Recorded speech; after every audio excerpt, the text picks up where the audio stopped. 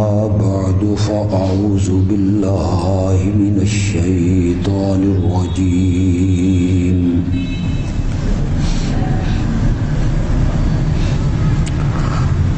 بسم الله الرحمن الرحيم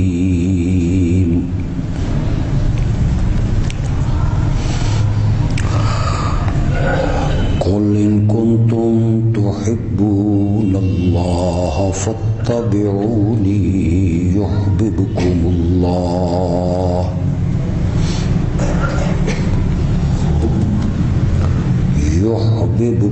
الله ويغفر لكم ذنوبكم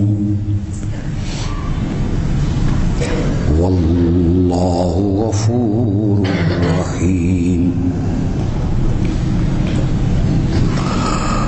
قل أطيعوا الله والرسول فإن تولوا فإن الله لا يحب الكافرين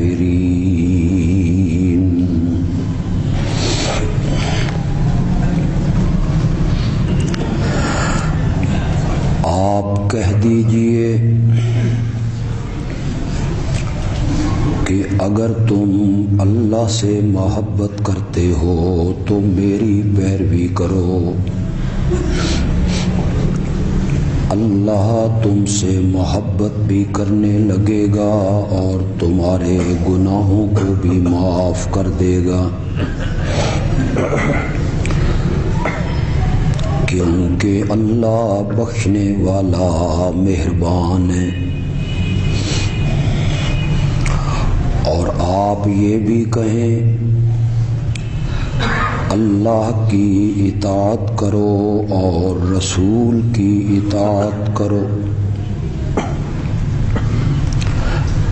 پھر اگر وہ اطاعت سے انکار کریں، منہ موڑیں،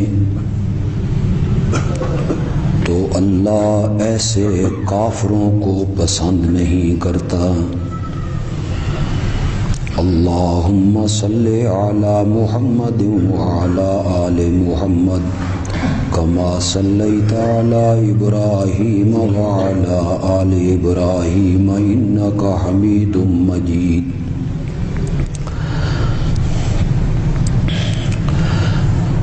اللہم بارک علی محمد وعلی آل محمد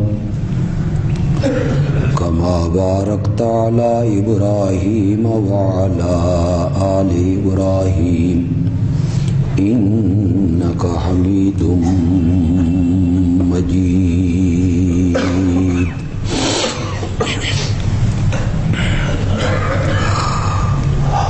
گزشتہ خطبہ جمعہ میں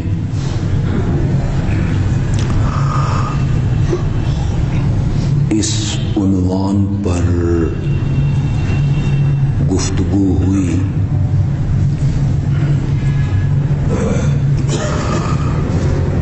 کہ ایک مومن کے لیے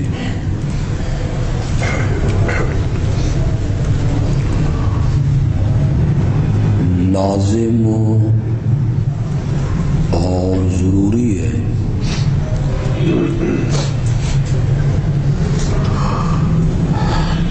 کہ جس ہستی کو اس نے اللہ کا نبی مانا،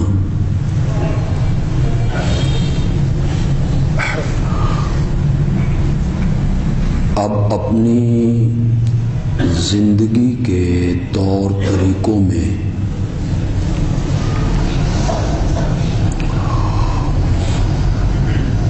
اس پیغمبر کی اطاعت اور پیروی کرے۔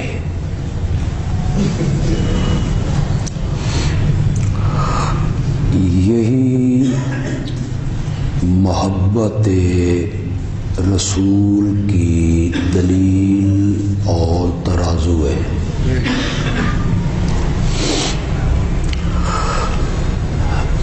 اگر کوئی شخص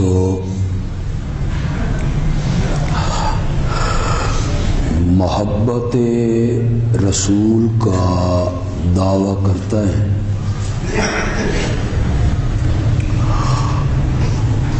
مگر اس کی زندگی اطاعت رسول سے خالی ہے، تو وہ محبت رسول کے دعوے میں جھوٹا ہے۔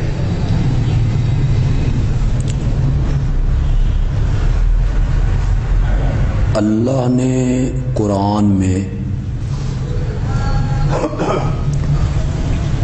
ان لوگوں کے مومن ہونے سے انکار کیا ہے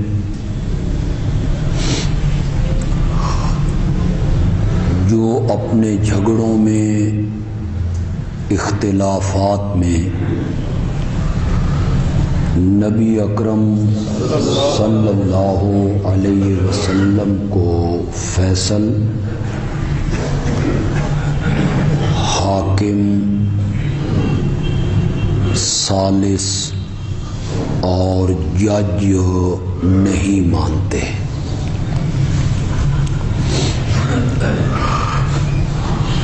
مسلمانوں کی کامیابی اطاعت رسول میں مضمر ہے۔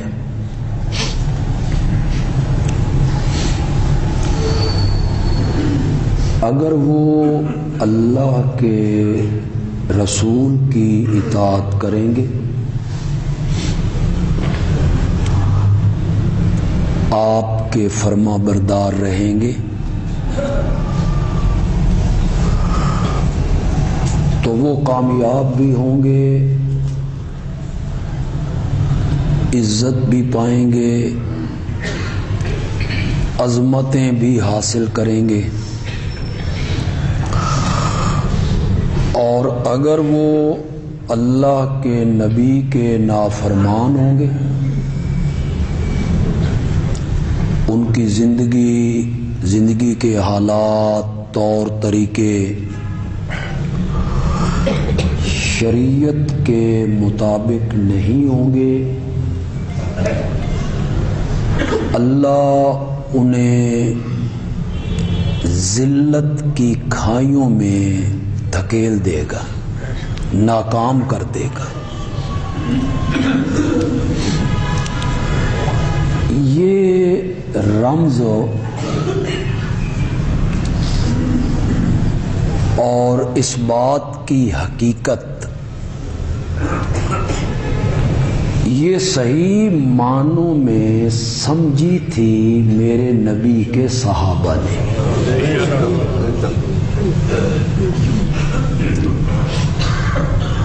وہ خالی محبت کے دعوے نہیں کرتے تھے،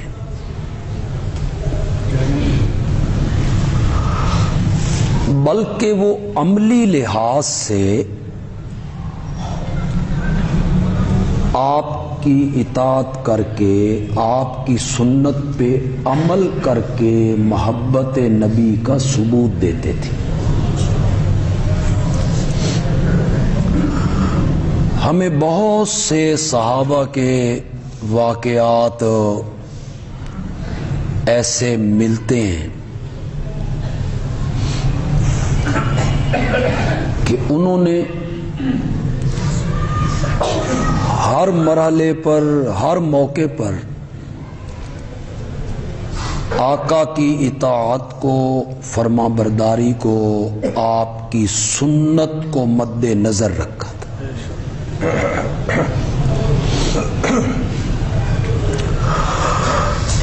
حضرت سیدنا عثمان رضی اللہ تعالی عنہ سفیر بن کے مکے میں گئے تھے۔ بڑا مشہور واقعہ ہے حدیبیہ کا۔ وہاں ان کے چچا زاد بھائی رہتے تھے جو مسلمان نہیں تھے۔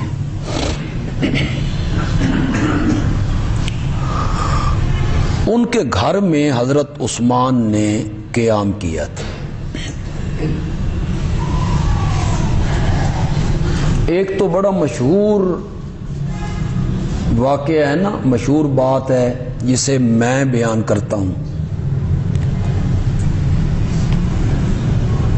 کہ مذاکرات جب ناکام ہو گئے اور مشرکین نے یہ حتمی فیصلہ کر لیا کہ ہم مسلمانوں کو مکے میں نہیں آنے دیں گے، مسلمان احرام باندھ کے چند میل کے فاصلے پہ بیٹھے ہوئے تھے۔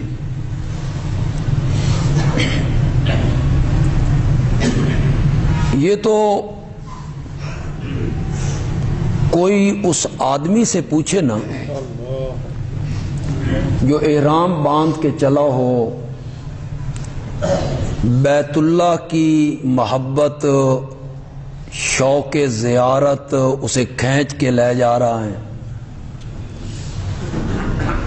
اور 4-5 میل کے فاصلے پہ اسے روک دیا گیا، اس مسلمان کے دل پہ کیا بیت رہی ہو۔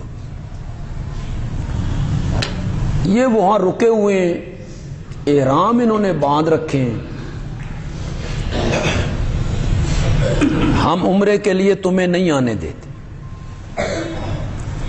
یہ جو واقعات ہیں نا سیرت کے،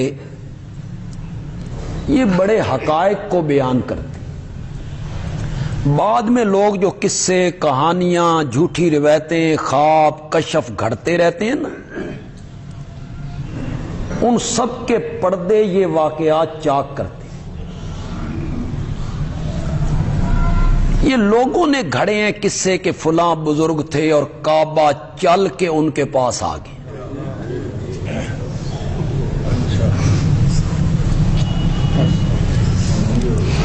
کعبہ ان کے خدمت میں حاضر ہوگی، لوگ اس پر سبحان اللہ کہتے۔ واہ بھائی، ولی کی بڑی شان ہے کہ کعبہ چل کے اس کے دروازے پہ آ گیا۔ اور یہاں جو 1400 بیٹھے ہیں نا، یہ پوری دھرتی اولیاء اللہ سے بھر جائے نا تو ان میں سے کسی ایک کے قدموں کو بھی ہاتھ نہیں لگا سکتا۔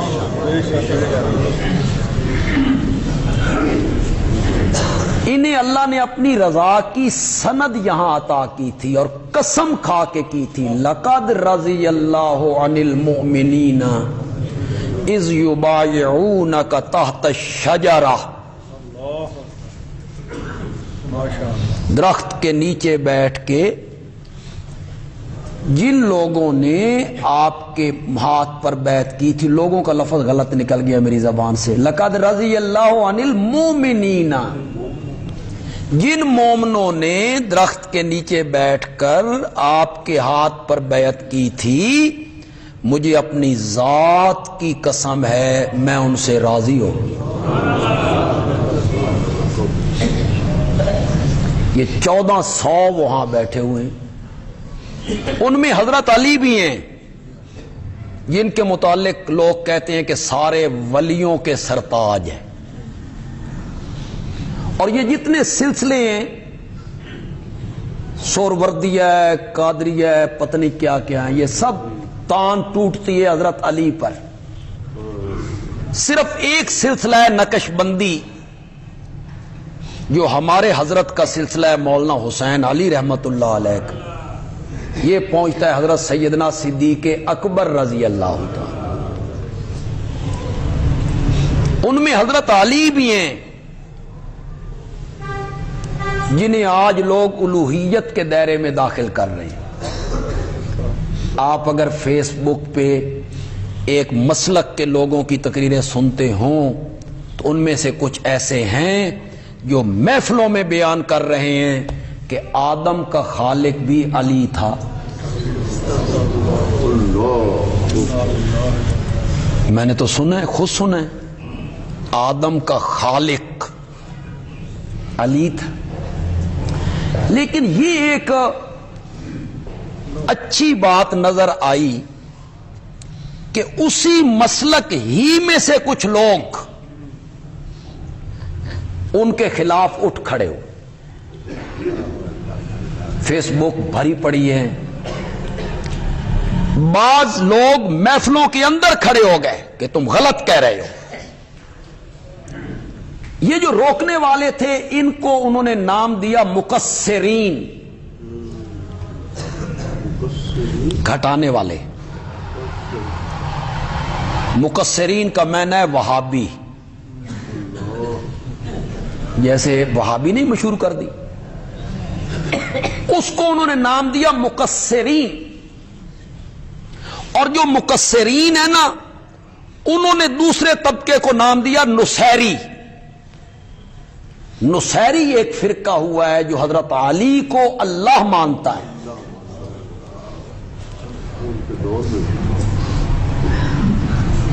وہ خارجی جن کو حضرت علی نے اپنی جماعت سے نکالا تھا وہ یہی لوگ تھے، نصیری تھے. وہ کہتے تھے حضرت علی اللہ ہیں، نعرے لگاتے تھے نعرے. حضرت علی نے انہیں زندہ جلا دیا،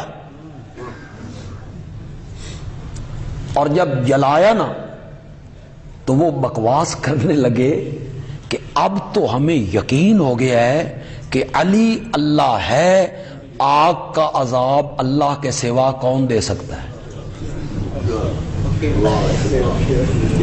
نصیری تھے، نصیری. اب وہ جو مقصرین ہیں اسی طبقے میں اسی مسلک کا ایک طبقہ ہے مقصرین، وہ ان کے خلاف اٹھ کھڑے ہوئے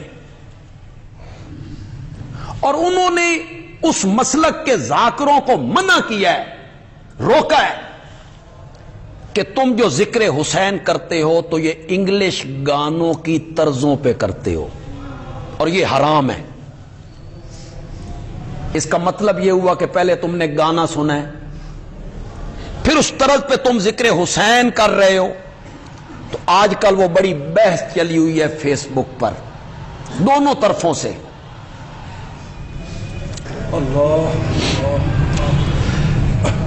حضرت عثمان رضی اللہ تعالی عنہ انہیں یہ کہا گیا کہ انہیں تو ہم نہیں آنے دیتے ہیں، نہ تمہارے نبی کو، نہ تیرے بھائیوں کو، نہ تیرے ساتھیوں کو. تم نے احرام باندھا ہوا ہے، مکے آ گئے ہو، وہ سامنے بیت اللہ ہے، تم طواف کر لو. ایک منٹ کے لیے، ایک لمحہ کے لیے سوچو تو صحیح یار. بندہ بافید کے سامنے کھڑا ہو، شار ابراہیم خلیل اللہ پہ کھڑا ہو، یا مسفلا میں اس کبوتر والے چوک میں کھڑا ہو، احرام اس نے باندھا ہوا ہو، سامنے بیت اللہ ہو، کس کا دل نہیں کرتا کہ وہ بیت اللہ کا طواف کرے؟ رک سکتا ہے؟ رک سکتا ہے؟ رک سکتے ہیں قدم اس کے؟ انہوں نے احرام باندھا ہوا ہے، مکے میں پہنچ گئے، سامنے بیت اللہ ہے، اجازت مل رہی ہے، تم آ گئے ہو، تمہیں اجازت ہے، طواف کر لو، انہیں ہم نہیں آنے دیں گے. اور حضرت عثمان جواب دے کے فرشتوں کو بھی حیران کر دیتے ہیں، جب تک میرا نبی ساتھ نہیں ہوگا عثمان بیت اللہ کا طواف نہیں کرے.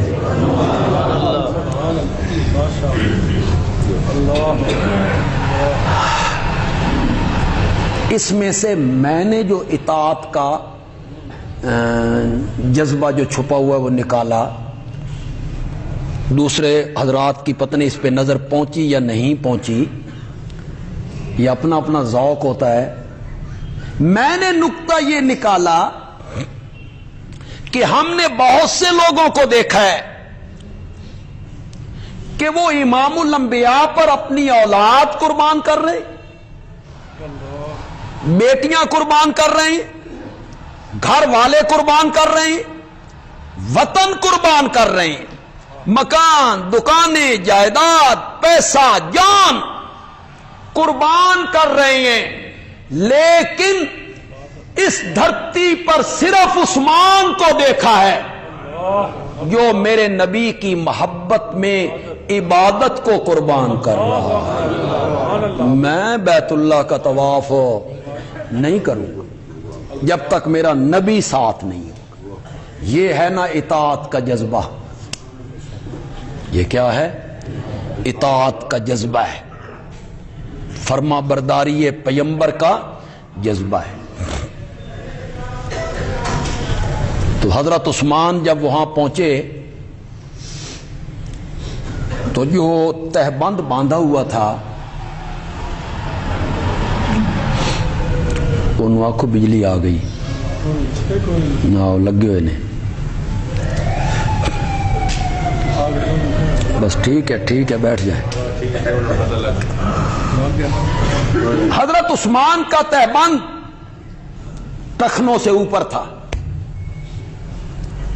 اور یہ میرے آقا کا حکم بھی، اور اس کی علت کیا ہے؟ تکبر۔ یہ علت ذرا ذہن میں رکھیں گے آپ، کپڑے کو ٹخنے سے نیچے لٹکانا، اس سے منع کیا کہ یہ تکبر کی علامت ہے۔ اس زمانے میں جو چودھری اور سردار اور بڑے لوگ ہوتے تھے وہ اس طرح چادر کو پیچھے لٹکتی ہوئی، آج بھی دیہاتوں میں ایسے ہی، تکبر کی وجہ سے، تکبر کی وجہ سے۔ حضرت عثمان کی تہبند آدھی پنڈلی تک ہے۔ چچا زاد بھائی کہنے لگا اتنے بڑے آدمیوں، بڑے خاندان کے آدمیوں، اور تہبند آپ کا ٹخنوں سے اوپر ہے، یہ تو ہماری عزت کے، ہماری برادری کی عزت کے خلاف ہے۔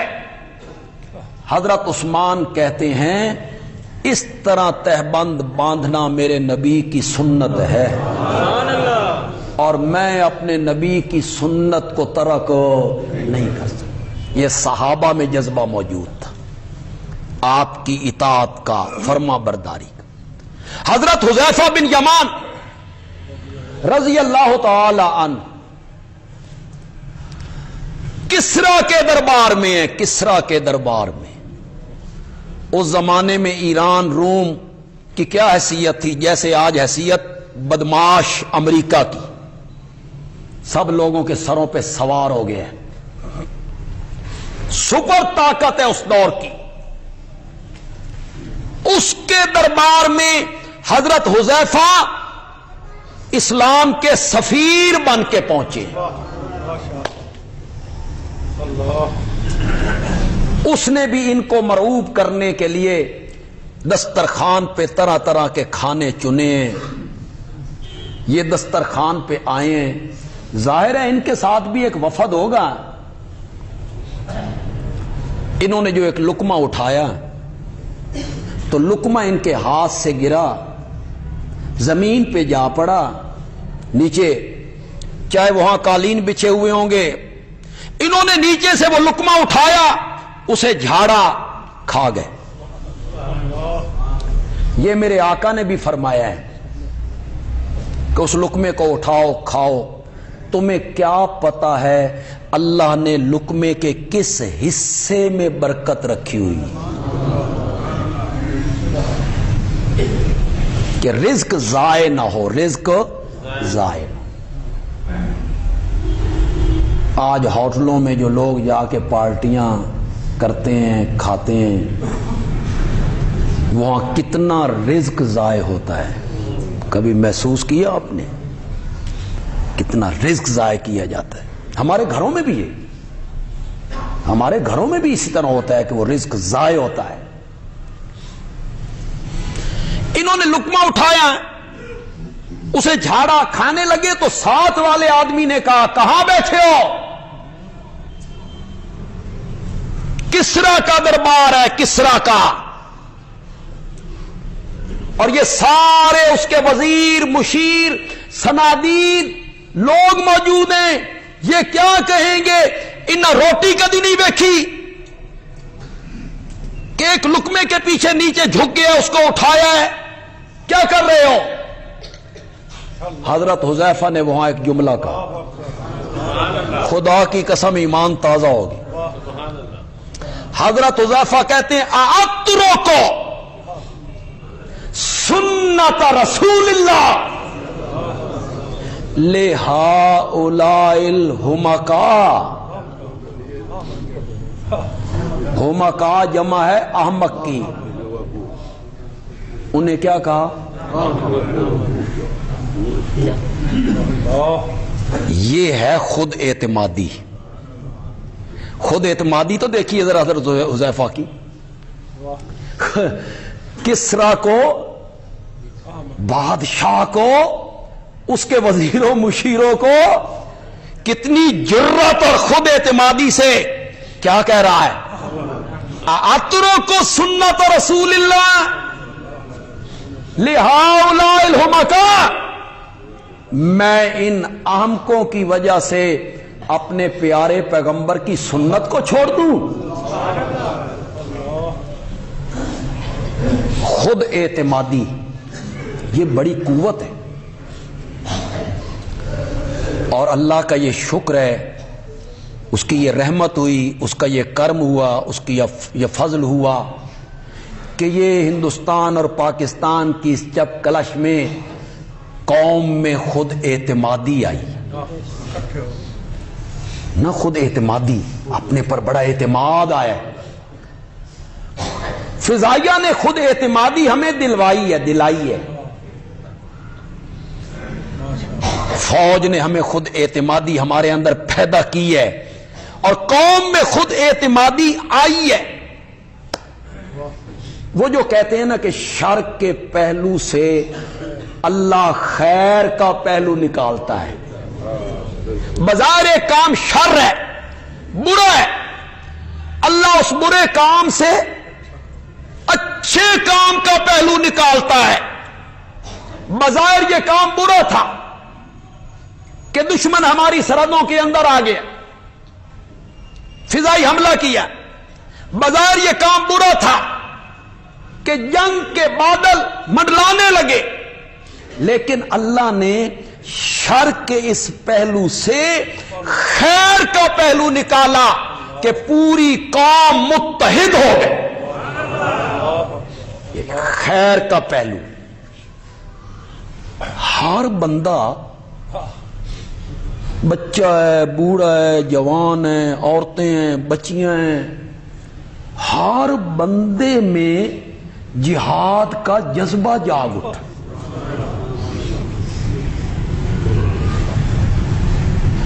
فوجی فضائیہ والے خوشی سے ناچ رہے ہیں، ادھر جنگ لگی ہوئی، کوئی گولا، کوئی چیز ان کے سر پہ آ کے لگتی ہے، انہیں پرواہ ہی کوئی نہیں ہے. کیسی خود اعتمادی آئی ہے قوم. حیرانگی ہوئی. میں تو کل سفر پہ تھا اور ایک میرا جو ساتھی تھا اس نے فیس بک پہ مجھے بچے کی گفتگو سنا. بچے کی عمر ہوگی 3 سال، صرف 3 سال. بچہ رو رہا ہے اور اس کے ماں باپ اس سے پوچھتے ہیں کیوں رو رہے ہو؟ وہ جواب میں کہتا ہے میں انڈیا جانا. تم نے انڈیا کیوں جانا ہے؟ میں نے جنگ کرنی. کس کرنی ہے؟ گن سے. گن. تم چھوٹے ہو، تم نہیں جا سکتے ہو. تو وہ رونے لگتا ہے، وہ بچہ رونے لگتا ہے. مودی صاحب اس قوم کو پہچانو، اس کے 3 سال کے بچے بھی محاذ پہ جانے کے لیے رو رہے ہیں. پہچانو اس قوم کو. وہ جو قرآن میں ہے نا، اللہ تعالیٰ مسلمانوں سے کہتے ہیں اگر تم دکھ اٹھاتے ہو، اگر تم مشکلات میں پڑتے ہو، جہاد کا سفر ہے، جنگ ہے، زخم ہے، تو وہ بھی تو مشکلات اٹھاتے ہیں. اللہ مسلمانوں کو کہتے ہیں وہ بھی تو مشکلات اٹھاتے ہیں، وہ بھی تو دکھ اٹھاتے ہیں. اور آگے اللہ کہتے ہیں دکھ وہ بھی اٹھاتے ہیں، دکھ تم بھی اٹھاتے ہو، لیکن جس چیز کی تمہیں رب سے امید ہے ان کو تو وہ امید نہیں ہے.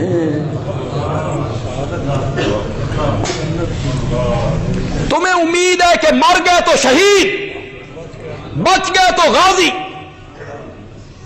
جنت ہماری منتظر. انہیں تو وہ امید نہیں ہے، وہ تو آخرت کے قائل ہی نہیں ہے. ہندو تو آخرت کا قائل ہی نہیں ہے. وہ کہتے ہیں یہی جنم ہے، یہی زندگی ہے، مر جائیں گے ختم ہو جائیں گے. اور ہمارا فوجی کہتا ہے کہ یہ زندگی نہیں ہے، اصل زندگی شہادت کے بعد شروع ہوتی ہے. اس قوم کا کون مقابلہ کر سکتا ہے؟ تو قوم میں خود اعتمادی آئی. کسی بندے پاکستان کے کسی بندے کے زبان سے آپ نے بزدلی کے کلمے سنی؟ کیسی قوم ہے؟ کوئی تو کہے نہیں یار، ہر ایک بندہ کہتا ہے کہ میں نے آگے جانا ہے. موت کا ڈر ختم ہو گیا. حضرت خالد بن ولید نے کہا تھا، کفار کو خطاب کرتے ہوئے کہا تھا، تم ہم سے کیسے مقابلہ کرو گے؟ ہم موت سے اس طرح محبت کرتے ہیں جس طرح پہلی رات کا دولہا دلہن سے محبت کیا کرتا ہے. ہم موت سے اس طرح محبت کرتے ہیں. اس قوم کو کون شکست دے سکتا ہے جس قوم کے ہاں نظریہ یہ ہو کہ یہ زندگی اصل زندگی نہیں ہے، یہ فانی ہے، اصل زندگی موت کے بعد ہے، اور مرنا ہسپتال میں بھی ہے ایڑیاں رگڑ کے، اور مرنا ایکسیڈنٹ میں بھی ہے. تو پھر بندہ وہ موت کیوں نہ مرے کہ جس موت سے پہلے اللہ جنت کے 8 دروازے کھول کے جنت کے منظر اس کو دکھا دیتا ہے. پھر بندہ اس موت کی تمنا کرے نا. یہ پاکستانیوں میں ایک جذبہ پیدا، پوری قوم بلا امتیاز سیاست، پیپل پارٹی، نون لیگ، تحریک انصاف، جماعت اسلامی، جمعیت، بلا امتیاز ایک پلیٹ فارم پہ آئے. تمام مذہبی اور مسلکی جماعتیں بلا امتیاز ایک پلیٹ فارم پہ آئیں.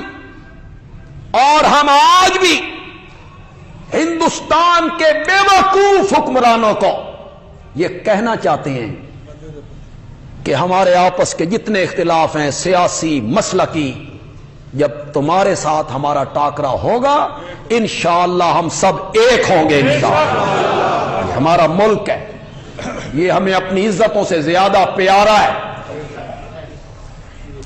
حضرت حذیفہ کہتے ہیں اترکو سنت رسول اللہ لہؤلاء الحمقاء، میں ان احمقوں کی وجہ سے اپنے نبی کی سنت کو چھوڑ دوں. اطاعت رسول کا جذبہ تھا جس نے صحابہ کو سر بلند کر دیا تھا. وہ سمجھ گئے تھے کہ ہماری کامیابی اطاعت پیغمبر میں ہے.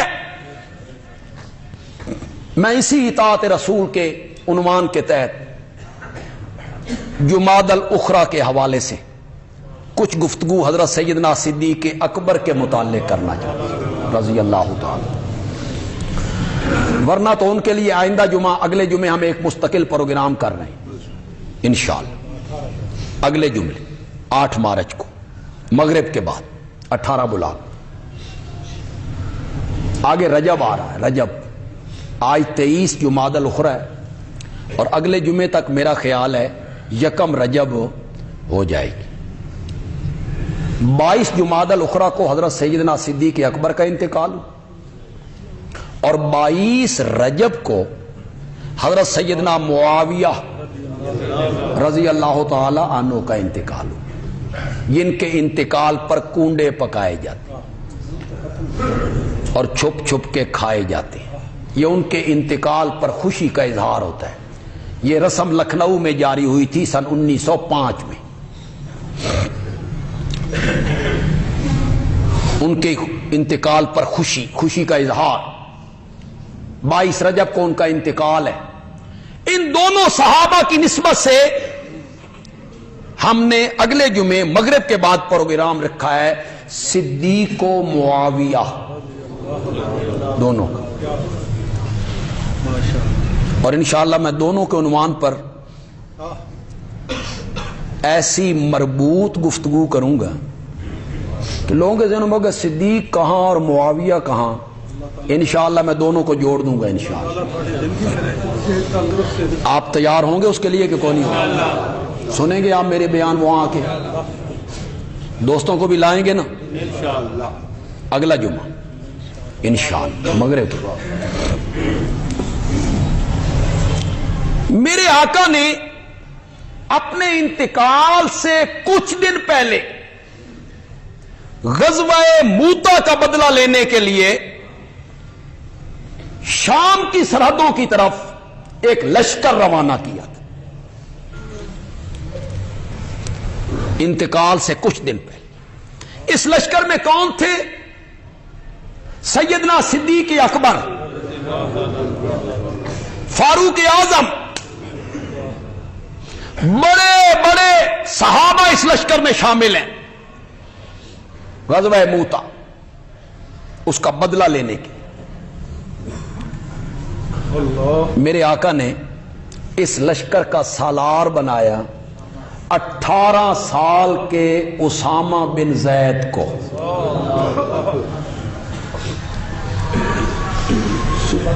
فوجی کون ہے؟ حضرت طلحہ، حضرت زبیر. سالار کون ہے؟ اسامہ. اس کے والد زید غزوہ موتا میں شہید ہو گئے. وہ نبی پاک کے منہ بولے بیٹے جس کے ساتھ آپ نے پھوپھی زاد بہن زینب کا نکاح کیا، وہ غزوہ موتا میں شہید ہوئے. اسی کا بدلہ تھا. اسامہ کو میرے نبی نے سالار بنا دی. ابھی اس لشکر نے مدینے سے باہر پڑاؤ ڈالا ہوا تھا کہ خبر پہنچی کہ آقا کا انتقال ہو گیا. یہ لشکر واپس آ گیا. لشکر واپس آیا تو آپ جانتے ہیں حالات کیا تھے. نبی پاک کے انتقال کے بعد کیا حالات ہوئے تھے. جھوٹے مدعیان نبوت نے سر اٹھایا. مسیلمہ کذاب، اس نے نبوت کا اعلان کر دیا. کچھ لوگوں نے زکات دینے سے انکار کر دیا. کافروں سے لیتے ہو تو ٹیکس،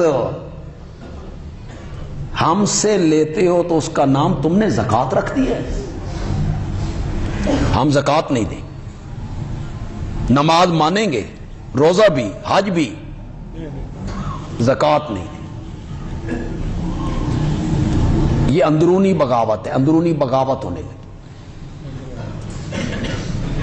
ادھر اسامہ کے لشکر کی روانگی. کتنے محاذ کھل گئے؟ ابھی تو خلافت ان کے ہاتھ میں آئی. پھر آقا کے انتقال کا جو صدمہ ہے یہ معمولی ہے. آقا دنیا سے چلے گئے تو کچھ صحابہ نے حضرت عمر کو ایلچی بنا کے پیغام بھیجا کہ اسامہ والا لشکر رہنے دو، ابھی اس کو روانہ نہ کرو. پہلے مدعیان نبوت کا سر کچلے، منکرین زکات کا سر کچلیں، ان کو صحیح کریں.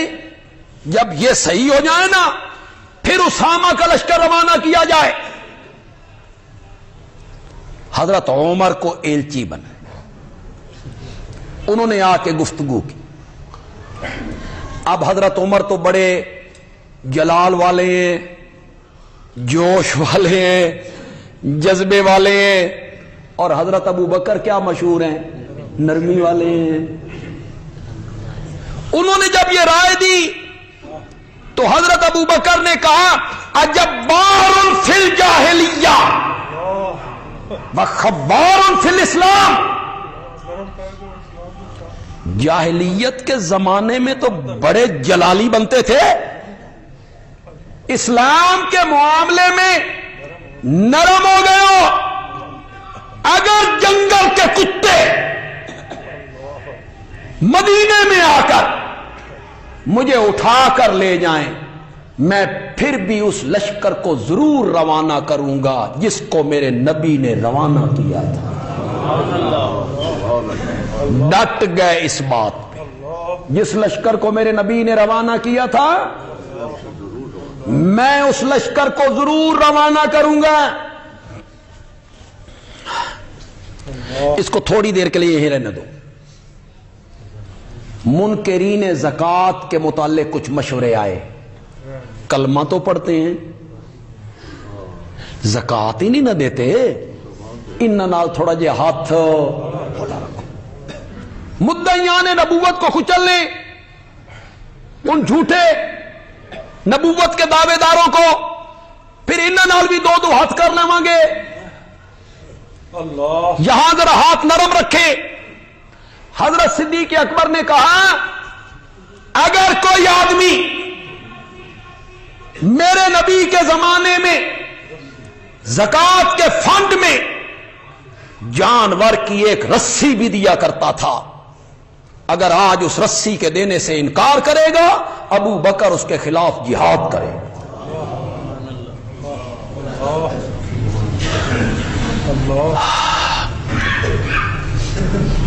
پھر وہاں سے اٹھے یہ کہتے ہوئے، لوگ کہتے ہیں بے حضرت ابوبکر تو بڑے نرم دل ہیں، اور ذرا لفظ سنیں، یہ لفظ کہتے ہوئے وہاں سے دروازے کی طرف نکلے، کوئی آئے یا نہ آئے ابو بکر اکیلا جہاد کرے گا۔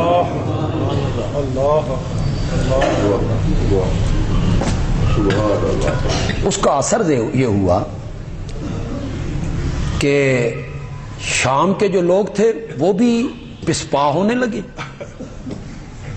منکرین زکوٰۃ کے پاؤں تلے سے بھی زمین سرکنے لگی، اور موتا کا لشکر جو بدلہ لینے کے لیے موتا کا جا رہا ہے، وہ لوگ بھی گھبرائے، مدعیان نبوت بھی گھبرائے۔ بھائی مسلمانہ دی ایڈی طاقت ہے نا کہ بیک وقت تینوں طرف ماز کھول دیے، دھاک بیٹھ گئی، دھاک بیٹھ گئی۔ جب صحابہ نے دیکھا نا کہ حضرت ابوبکر لشکر تو روانہ کرتے ہی کرتے، یہ نہیں رکتے کہ میرے آقا نے روانہ کیا تھا میں روانہ کروں گا، تو انہوں نے ایک تجویز پیش کی۔ تجویز یہ پیش کی کہ لشکر روانہ کریں، لیکن اس کا سالار کسی مچور آدمی کو، یہ 18 سال کا بچہ ہے، بڑے بڑے جرنیل، بڑے بڑے سپہ سالار، خالد ابن ولید جیسے موجود ہیں، عمر ابن العاص جیسے، سعد ابن ابی وقاص جیسے، یہ تو 18 سال کا بچہ ہے، اسے روانہ نہ کریں، کسی اور کو سالار بنائیں۔ حضرت ابو بکر نے کہا جس اسامہ کو میرا نبی سالار بنا کے گیا تھا ابو بکر اسے اس کے منصب سے نہیں ہٹائے گا، سالار اسامہ نے رہنا۔ جب اسامہ روانہ ہونے لگے، یار ایک منٹ کے لیے تصور تو کرو، 18 سال کی عمر کیا عمر ہے؟ جب اسامہ روانہ ہونے لگے لشکر لے کے، تو حضرت ابو بکر ان کی سواری کے ساتھ ساتھ بھاگتے جا رہے، اور انہیں نصیحتیں کر رہے ہیں، یہ کرنا، یہ کرنا، ایسے کرنا، ایسے کرنا، ایسے کرنا۔ اسامہ کہتے ہیں امیر المومنین یا مجھے نیچے آنے دیں یا آپ میرے ساتھ سوار ہوں، اچھا نہیں لگتا کہ میں سواری پر اور امیر المومنین میرے ساتھ بھاگتا ہوا آ رہا ہے۔ حضرت صدیق اکبر کہتے ہیں اسامہ تم نہیں چاہتے ہو کہ اللہ کے رستے میں چلنے والی ایک سواری کی جو دھول اور غبار ہے وہ میرے جسم پہ بھی پڑ جائے، میرے جسم پر۔ اسے روانہ کیے، سنبھالا، قوم کو سنبھالا۔ لیڈر ہی سنبھال سکتا ہے، لیڈر جرت والا ہو، قائد جرت والا ہو۔ علامہ اقبال نے کہا تھا آمن الناس بر مولا ما کلیم اول سینہ ما۔ فارسی آپ کو سمجھ تو نہیں آتی، لیکن یہ جو مصرع میں کہنے لگا ہوں میرا اشارہ آپ سمجھیں گے، اشارے پر آپ سبحان اللہ کہیں گے، اشارہ سمجھ کے۔ ہمت کشت ملت راچوں آبر ثانیے اسلامو غارو بدرو قبرو، ثانیے اسلامو غارو بدرو قبر۔ وعلامہ اقبال کیا ترجمہ کیا ہے، میرے نبی کی حدیث کا ترجمہ کیا ہے۔ علامہ اقبال نے میرے نبی کی حدیث کا ترجمہ کیا ہے۔ میرے آقا نے وفات سے 4 دن پہلے جمعرات کے دن ظہر کی نماز کے بعد جو مسجد نبوی میں خطبہ دیا تھا، خطیب دنیا کا عظیم تر انسان تھا میرا آقا، اور خطبے کا موضوع عظمت صدیق اکبر تھا۔ موضوع کیا ہے؟ میرے نبی کی زبان مقدس ہے، مسجد نبوی ہے، زندگی کا آخری خطبہ ہے، میرا نبی حضرت صدیق اکبر کی عظمتیں بیان کر رہے ہیں۔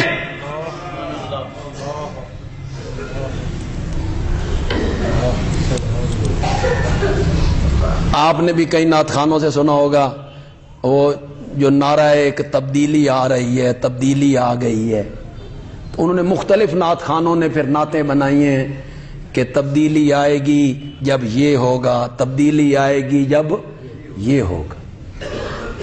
میں کہتا ہوں میرا آقا،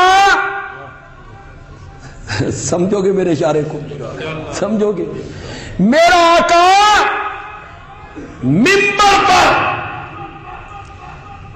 انتقال سے 4 دن پہلے صدیق اکبر کی عظمتیں بیان کر رہا ہے، عظمتیں بیان کر رہا ہے۔ روک سکتے ہو تو روک لو، روک سکتے ہو تو روک لو، ہمت ہے تمہیں تو روکو۔ میرا نبی ہے، صدیق اکبر کی عظمتیں بیان کر۔ جس کسی نے مجھ پر کوئی احسان کیا تھا میں نے اس کے احسانوں کا بدلہ اتار دیا ہے۔ حضرت علی نے مجھ پر احسان کیے، میں نے بھی جگر کا ٹکڑا دے اس کے حوالے کیا ہے۔ حضرت عثمان نے احسان کیے، میں نے بھی 2 بیٹیاں اس پہ نچھاور کی ہیں۔ جس کسی نے مجھ پر کوئی احسان کیا تھا میں اس کا بدلہ اتار چکا ہوں۔ ابو بکر کے احسانوں کے بدلے اتارنے کی میں نے بڑی کوشش کی، مجھ سے نہیں اتارے گئے، رب قیامت کے دن خود اتارے گا۔ امن الناس، امن الناس، امن سب سے زیادہ احسان کرنے والا، یہ میرے نبی نے کہا تھا۔ امن الناس علیہ، لوگوں میں سب سے زیادہ مجھ پر احسان کرنے والا ابو بکر ہے۔ اسی کو علامہ اقبال نے کہا امن الناس بر مولا ما، مولا نبی پاک، ماں ہمارے، आमन अन्नास बर मौलाए माँ, लोगों में सबसे ज्यादा एहसान करने वाला हमारे नबी पर वो अबू बकर है। आ कलीम अव्वल सीनाए माँ हिम्मत किश्त मिल्लत राचू अब्र। जो हालात मैं आपको बता चुका हूं ये ज़हन में रखो। मुद्दयान नबूवत खड़े हो गए, मुनकरीन ज़कात खड़े हो गए, शाम की तरफ लश्कर जाना है, सहाबा घबराए हुए हैं, सारे महाज न खोलो, इस तरह हम नहीं लड़ सकेंगे। ये सारी चीजें ज़हन में रख के फिर अल्लामा इकबाल के शेर का तर्जमा सुनना है। हिम्मत किश्त मिल्लत राचू अब्र। किश्त कहते हैं खेत को, अब्र कहते हैं बादल को, बादल को। अल्लामा इकबाल कहती हैं जब खेत खुश्क होने लगता है तो बादल आते हैं, बादल बादल बरसते हैं, खेत लहलहाने लग जाता है। नबी पाक के इंतकाल के बाद उम्मत का खेत खुश्क होने लगा था, अबू बकर बादल बन के बरस पड़ा था। हिम्मत किश्त मिल्लत राचू आबरो, सानिए इस्लामो गारो बदरो काबर। अबू बकर दियां रीसा ही कोई। अबू बकर, मेरी मजबूरी ये है कि मेरी एक आंख का नूर अबू बकर है, दूसरी आंख का नूर हजरत अली है। अबू बकर की तौहीन भी ईमान के लिए खतरा, हजरत अली की तौहीन भी ईमान के लिए खतरा। हमें दोनों का एहतराम करना है, दोनों का एहतराम करना है। तेरियां मौजा ने तू एक कख बंद की हुई है, हजरत अली अख खोली हुई है, फिर तू चलता है, फिर तू सिद्दीक पे तबर्रा करता है, फिर तू मसनूई अलकाब गिनता है। हजरत अली की जूतियां मेरे सर का ताज, उनके पांव की मिट्टी मेरी आंखों का सुरमा, उनकी जूतियों के तस्मों के साथ मेरा ईमान बंधा हुआ है। जो हजरत अली की तौहीन करता है वो अहले सुन्नत हो। जोर से बोलो, जोर से बोलो। लेकिन कभी तूने ये सोचा, जुमे का वक्त बड़ा नाजुक वक्त होता है, कभी तूने ये सोचा, समझोगे इशारा? वो जो मैंने कहा था खतीब छुप के बात करता है, सामीन उस पर्दे को हटाते। कभी तूने सोचा वो सारी जिंदगी नबूवत के घर से खाता रहा? वो तो नहीं समझो कि नहीं समझो। हजरत अली को किसने पाला था, किसने परवरिश की थी? वो सारी जिंदगी नबूवत के घर से खाता रहा, ये सारी जिंदगी नबूवत को खिलाता रहा, ये सारी जिंदगी नबूवत को खिलाता रहा। उसने बेटी ली, समझो तो सही यार, उसने बेटी ली, इसने बेटी दी। और अगर तुझे एतबार नहीं आता तो चल मेरे साथ, हम हजरत अली को ढूंढने निकलते हैं। वो हमें इराक के एक शहर नजफ अशरम में मिलते हैं, और हम अबू बकर को ढूंढने निकलते हैं तो मोहम्मद के सीने के साथ मिलते हैं। मर के भी पहलुए अहमद में जगह पाई, सानी असनैन है अल्लाह का शहदाई है, सानी असनैन है अल्लाह का शहदाई है। मर के भी पहलुए अहमद में जगह पाई है। या तो सिद्दीक के औसाफ का इकरार करो, वरना लाजिम है कि कुरान से इनकार करो। आज अगले जुमे का ऐलान आपको याद है, 8 मार्च को کیا ہو رہا ہے؟ صدیق و معاویہ کا آج مغرب کے بعد 18 بلاک کی مسجد میں ہماری جماعت کے کارکنوں کا، دوسرے ساتھیوں کا ایک تربیتی اجلاس ہو رہا ہے جو احتجاجی بھی ہوگا۔ افواج پاکستان کے ساتھ اظہار یکجہتی، افواج پاکستان کے ساتھ اظہار یکجہتی، یہ آج مغرب کے بعد ہے، یہ آج مغرب کے بعد ہے جی۔ اس کا دورانیہ صرف 1.5-2 گھنٹے ہوگا جی بس۔ یہ میں اس لیے کہہ رہا ہوں کہ کچھ لوگ کہتے ہیں بڑا لمبا پروگرام ہوگا جی، وقت اتنا لگائیں گے ہم، تو آپ سب لوگ پاکستان کی فضائیہ، بحریہ، بری فوج، فوج نام صرف افسروں کا نہیں ہوتا، فوج نام کمانڈر ان چیف کا نہیں ہے، فوج نام ہے سپاہیوں کا۔ وہ جو محاذ میں کھڑے ہیں وہ ہے نا لوگ، وہ نچلے طبقے کے لوگ، وہ فوج ہے ہماری۔ آپ سب ان کے ساتھ اظہار یکجہتی کرتے ہیں؟ بولیے ذرا، ہاتھ بلند کر کے بولیے۔ تو پھر اس اظہار یکجہتی کے لیے آپ مغرب کی نماز 18 بلاک کی مسجد میں پڑھیں، آئیں، تھوڑا سا وقت لگائیں۔ جذبہ بڑا ہے قوم میں، لیکن چلو یہاں 1 گھنٹہ 1.5 گھنٹہ لگانا ہے اظہار یکجہتی کے لیے۔ ہماری جماعت کا تربیتی اجلاس بھی ہے، اس کے لیے آپ تیار ہیں بھائی؟ ذرا غور سے، ذرا سوچ کے بولو۔ اپنے دوستوں کو بھی کہیں گے، خود بھی تشریف لائیں گے، آپ سب حضرات نے وہاں تشریف لانا ہے۔ یہ بڑے ایک مفسر ہوئے ہیں مولانا عبید اللہ